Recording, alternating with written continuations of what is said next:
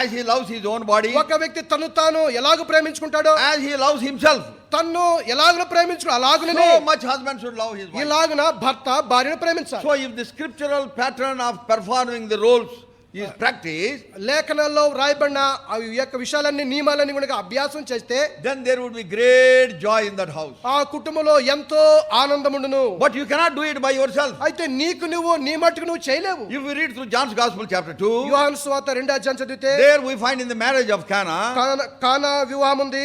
both Jesus and disciples were invited into the marriage. యేసును ఆయన శిష్యులు ఆ వివాహానికి పిలువబడిరి. Oh, that is a very important line. ఎంతో ప్రాముఖ్యమైనది. And when there was a disappointment and when there was a lack in the marriage, అక్కడ వివాహంలో కొదువ ఉన్నప్పుడు presence of the Lord in that marriage transformed the whole situation. ఆ వివాహములో మా ప్రభువైన యేసుక్రీస్తు ఉండుట వల్ల అంత కూడా మార్పు చెందింది. Mother tells the servants, Mary tells the servants, తల్లి దాసులతో చెప్పింది in John's Gospel 2:5, యోహాను సువార్త 2:5లో, whatsoever he saith, do it. ఆయన చెప్పినది మీరు చేయుడి. That is what husband and wife should be doing. భార్య భర్తలు అదేగా చేయాలి. Inviting the Lord Jesus Christ into their married life. యేసుక్రీస్తు ప్రభుని మీ వివాహ జీవితంలో అనుమతించాలి, If you invite him, మీరు ఆహ్వానిస్తే he may come as a guest, but he will act like a host. అతిథిగా వచ్చు ఆయన రావచ్చు కానీ బయట వాళ్ళని చేయవచ్చు. ఆయన He comes as a guest, but he becomes the host. యజమాని అయిపోతాడు. అతిథిగా వచ్చి ఆయన యజమాని అయిపోతాడు. Oh, he will manage the whole show. అంతా ఆయన నిర్వహిస్తాడు. So that is how families can maintain harmony in their home. ఇలాగున కుటుంబాల్లో ఎంతో ఐక్యత ప్రేమ కాపాడుకోవచ్చు. So many times we find so many fightings between husband and wife. అనేక స్థలాల్లో కుటుంబాల్లో భార్య భర్తల మధ్య కొట్లాట్లు ఉంటాయి. They fight at home. ఈ గృహాల్లో పోట్లాడతారు on very Sunday morning. ఆదివారం ఉదయమే. But they all come together. అయితే ఆదివారం మందిరం మాత్రం వచ్చేస్తారు. And they will meet us and say, praise the Lord brother, praise the Lord. వచ్చేళ్ళందరికీ మళ్ళీ ప్రైజ్లార్డ్ చెప్తారు. But they go again fight. మళ్ళా ఇంటికి వెళ్తారు, మళ్ళా మొదలు. There is a family in Delhi. ఢిల్లీలో కుటుంబం ఉంది. Now husband is called to glory. ఇప్పుడు భర్త ప్రభు దగ్గర ఉన్నాడు. Very good people. మంచి కుటుంబం. They love God's house. దేవునింటిని ప్రేమిస్తారు. They love God's servant. దేవుని దాసుని ప్రేమిస్తారు. They love the work of the Lord. దేవుని పనిని ప్రేమిస్తారు. But somehow there is a weakness among them. అయితే వారి మధ్యన బలహీనత ఏమంటే, they fight among themselves. భార్య భర్తలకు ఎప్పుడు కొట్లాటే. Oh, he will never raise his hand against her. ఎప్పుడు ఆయన భార్య మీద చేయత్తడు. Yeah, but there is a lot of verbal battle. అయితే మాటలు మాత్రం కత్తురే. అబ్బా, they are daggers drawn. అబ్బా, ఇక కత్తి తీసినట్టే మాట్లాడితే. Oh, she fires and he fires. ఇద్దరు కూడా ఎవరు తక్కువ కాదు. At the top of their voice. ఇంకా ఎంతో గంభీర స్వరం. On some trivial matter. చిన్న చిన్న విషయాల మీదే పోట్లాట. And they are blessed with two children. ఇద్దరు పిల్లలు పుట్టారు, Rachel and Joshua. Rachel and Joshua. They go into a corner. వారు భయపడిపోయి మూలకెళ్ళిపోతారు. And they hug themselves. వాళ్ళు ఇలాగ And కౌగిలించుకుంటారు. బిత్తరపోయి parents చూస్తుంటారు. బిత్తరపోయేలాగా చూస్తూ ఉంటారు. And it continued. ఇక రోజుదే తంతు. And in the process the children are also growing. ఇలాగున ఇదే పద్ధతిలో పిల్లలు పెరుగుతున్నారు. As they grow, వారు ఎదిగినప్పుడు one time this Rachel asked her mummy, ఒకసారి రేచెల్ అమ్మని అడిగింది, మమ్మీ అమ్మ मुझे भी शादी हो जाएगी ना? నాకు పెళ్లి అవుతుంది కదా. నాకు కూడా పెళ్లి అవుతుంది కదా. నాకు కూడా పెళ్లి అవుతుంది जब కదా. शादी होने के बाद పెళ్లి అయిన తర్వాత मैं भी ऐसा लड़ना पड़ेगा ना?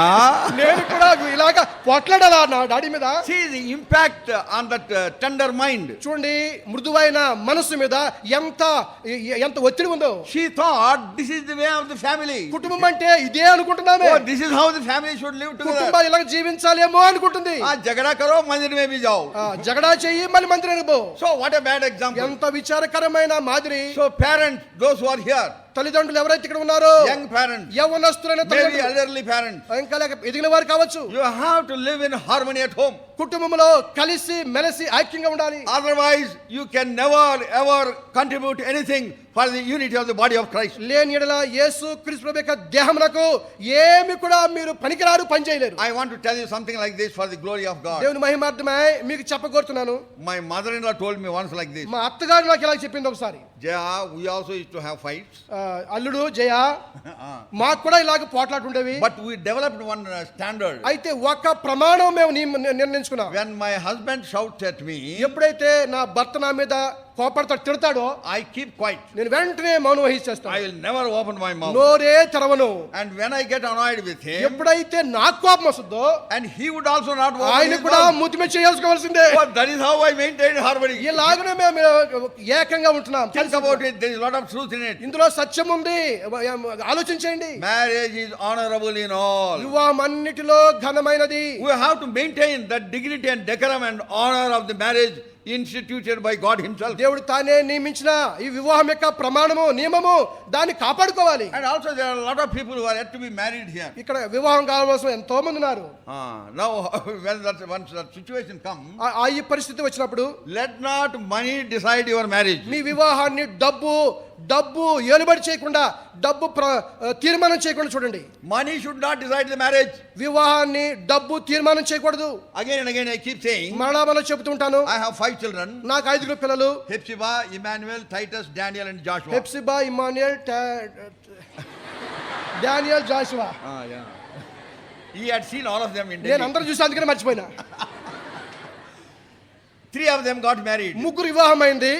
And we have trained them up, brought them up in such a way. ఎలాగన వారిని తర్ఫీదు చేసాం, పెంచామంటే They laugh at dowry. Dowry అనే మాట మాట్లాడితే చాలు వారికి నవ్వు They వస్తుంది. say we don't want to be sold. మేము అమ్మబాట మాకు ఇష్టం లేదంటారు. And my daughter said I don't want to be purchased. నా కుమార్ చెప్పింది, నేను కొనబట్టం ఇష్టం లేదు. I don't want to pay any money. ఏ డబ్బు చెల్లించు నాకు So ఇష్టమే లేదు. God honored our faith. మా విశ్వాసం దేవుడు కనపరిచాడు. Neither I gave anything for my daughter, నా కుమార్తెకి నేను ఏమి ఇవ్వలేదు. nor my 2 children well placed. I did not take single paisa from the నా family. 2 కుమారులు కూడా మంచి ఉద్యోగం చేస్తున్నారు, ఏమీ తీసుకోలేదు. Rather they asked us, మమ్మల్ని వాడు అడిగారు, వేరే everything has been decided. అన్ని తీర్మానం అయిపోయింది. But what about that? అయితే ఈ సంగతి ఏంటి, ఇక లావాదేవీల సంగతి ఏంటి, They took a pen and paper ఇచ్చి పుచ్చుకోవడం సంగతి ఏంటి, and they were trying to make a list. ఇప్పుడు లిస్ట్ చేద్దాం అంటున్నారు. I said I don't want anything. నేను అన్నా నాకు ఏమి వద్దు. I quoted what Abraham told Sodom, king of Sodom. సొదొమ రాజుకి అబ్రహాం ఏం చెప్పాడో అదే చెప్పినాను. I read that portion. ఆ భాగం చదివినాను. I gave a testimony. సాక్ష్యం చెప్పినాను. I have lifted up my hands unto the possessor of heaven and earth. భూమి ఆకాశం కలిగి ఉన్న ఆయన వైపు నేను చేతులెత్తినాను. I don't want to become rich because of you. నిన్ను బట్టి నేను ధనవంతుడని చెప్పుకోవడం నాకు ఇష్టం లేదు. Whatever God thinks that we should get it, he will give. దేవుడు ఏమైతే నేను పొందగోర్చున్నాడు నిశ్చయంగా నేను పొందుతాను. And God honor our faith. మా విశ్వాసాన్ని దేవుడు గణపరిచాడు. They were surprised and shocked. వారికి ఆశ్చర్యం కలిగింది, దిగ్భ్రాంతి చెందారు. Believers also I know that they take, but you are not taking. విశ్వాసులకు చాలా మంది తెలుసు, తీసుకుంటారు, మీరేమి తీసుకోరా. So why I am saying, ఎందుకు చెప్తున్నానంటే many children are spoiled because of this. అనేక మంది యవనస్తులు ఈ యొక్క డబ్బును బట్టి మోసగించబడ్డారు. That is Nandi. ఇది That నాంది. is the beginning of the problem. మీ సమస్యలకు ఇది ఆరంభము. If your marriage is decided on the terms of financial things. డబ్బుల మీద, డౌరీ మీద మీ వివాహము తీర్మానం చేయబడితే, Once one lady said, ఒక స్త్రీ ఓ రోజు చెప్పింది, no, I am not asking dowry. నేను డౌరీ కట్నం అడగట్లేదు. In some marriage. ఒక వివాహంలో After all, I have spent some money on my son. నా కుమారు మీద కొంత ఫీజులు కట్టాను. And there is a lot of marriage expenses. Marriage వివాహం యొక్క చాలా ఖర్చులు ఉన్నాయి కదా. I only want you to share something towards ఆ that. ఖర్చుల్లో కొంత మీరు కూడా షేర్ చేయండి అంటున్నారు. సిల్లి కాదు తూటు అన్నాడు ఎవరో. సిల్లి కాదు, షూట్ కావాలా. తూటు సిల్లి రెండు ఒకటే. తూటు సిల్లి అంటే రెండు ఒకటే. So somehow they try to get something. కనుక ఇదే పేరు మార్చి చెబుతున్నారు కానీ అంత ఒకటే. So my 2 sons are yet to be married. ఇంకా నాకు వివాహం కావాల్సిన 2 కుమారులు ఉన్నారు, Daniel and Joshua. Daniel, Joshua. They also laugh at it. వారు కూడా డౌరీ కట్నం అంటే నవ్వు వస్తుంది వారికి. We don't want any money from మాకు anybody. డబ్బు ఎవరి యొద్ద వద్దు. Whatever God wants, He will give us. ఏం కావాలంటే దేవుడు మాకు ఇస్తాడు. But you have to live by faith. విశ్వాసం వల్ల జీవించాలి. Sometimes it so happens. కొన్నిసార్లు ఎలా జరుగుద్దంటే, Here itself one young man came to me. ఇక్కడే ఒక యవనస్తుడు చెప్పాడు, Uncle, I am struggling. Uncle నాకు పోరాటం ఉంది. I said, what is your trouble? ఏమయ్యా నీ పోరాటం? My parents are forcing me to take more dowry. నా తల్లిదండ్రులు ఎక్కువ కట్నం తీసుకోమని బలవంతం There చేస్తున్నారు. are 2 proposals. 2 ప్రపోజల్స్ ఉన్నాయి. We have already agreed upon mentally on one proposal. ఒక వివాహ సంబంధం ఇప్పటికే నిశ్చయమైనట్టే, Almost. నిశ్చయమైనట్టుగానే ఉంది. But my parents are insisting. There is another proposal who came. They are giving more money. అయితే రెండవ సంబంధం వచ్చింది, వాళ్ళు ఎక్కువ డబ్బు ఇస్తున్నారని మా తల్లిదండ్రులు చెప్తున్నారు. So they want me to accept this. ఇప్పుడు రెండవ సంబంధం ఒప్పుకోరా అంటున్నారు. I said you should not accept either of this. మరి ఈ రెండు ఒప్పుకోవద్దని చెప్పినాను. Tell them that you don't want any money. నాకు డబ్బు వద్దు అని చెప్పు నీవు. I counseled our Delhi brethren. They are maintaining it. ఢిల్లీలో ఉన్న సహోదరులకు ఇదే సలహా ఇచ్చాను, వారు పాటిస్తున్నారు. Yeah, they showed forth their testimony. చెప్పిన సాక్ష్యం వారు చూపిస్తున్నారు. See, these are the critical junctures as you have to when you have to maintain testimony at the time of the marriage. వివాహ సమయంలో మన సాక్ష్యాన్ని కాపాడుకోవాల్సిన చాలా ప్రాముఖ్యమైన సందర్భం అది. Marriage is honorable in all. వివాహము అన్నిటికంటే ఘనమైనది. You have to maintain that honor in every aspect of married life. వివాహ జీవితంలో అన్ని విషయాల్లో ఈ ఘనతను కాపాడుకోవాలి. I think the time is up. ఇప్పుడు సమయం త్వరగా అయిపోతుంది. Whatever has been, time is already up. అయిపోయింది. Whatever has been said, kindly remember those. ఏమైతే చెప్పామో దాన్ని గుర్తుపెట్టుకోండి. Marriage is the most intimate relationship on this earth. ఈ లోకములో వివాహం అన్నిటికంటే ప్రాముఖ్యమైన బాంధవ్యము.